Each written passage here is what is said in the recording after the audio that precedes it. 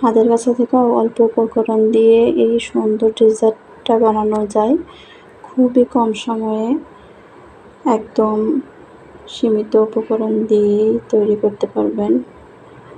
প্রথমে একটা প্যানে আমি 1 চামচের মতন চিনি দিয়ে দিলাম, এটাকে ক্যারামেল করব। 1 চামচ চিনিতে অল্প একটু পানি দিয়ে এটাকে ক্যারামেল বানিয়ে নিব।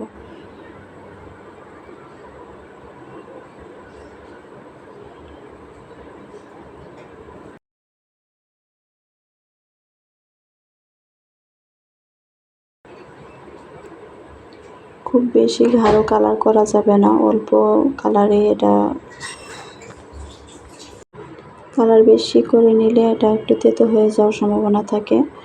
তাই যখন বাদামি কালার হয়ে আসবে তখনই আমি এটাতে 1.5 কাপের মতন দুধ দিয়ে দিলাম। ক্যারামেলটাকে ভালো করে নেড়েচেড়ে মিশিয়ে নেব।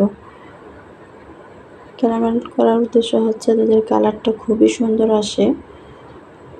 এর মাঝে দুধটা ভালো করে ফুটে যাওয়ার পর 1 কাপের মতন দিয়ে দিলাম গুঁড়ো দুধ। দুধটাকে ভালো করে মিশিয়ে নেব, কিছুক্ষণ নেড়েচেড়ে মিশিয়ে নেব যেন কোনো লাম্পস না থাকে।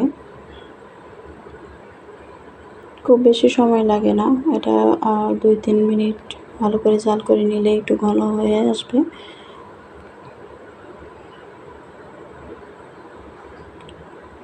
অনেকটাই ঘন হয়ে গেছে, এখন এটাকে তুলে নেব।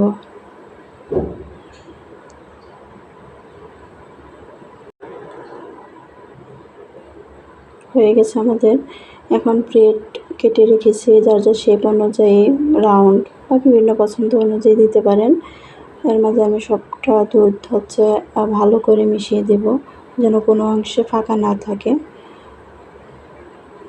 কিছুক্ষণ রেখে দিলেই এক্সট্রা যে দুধটা থাকবে ওটা শুষে নেবে, খুবই সুন্দর খেতে।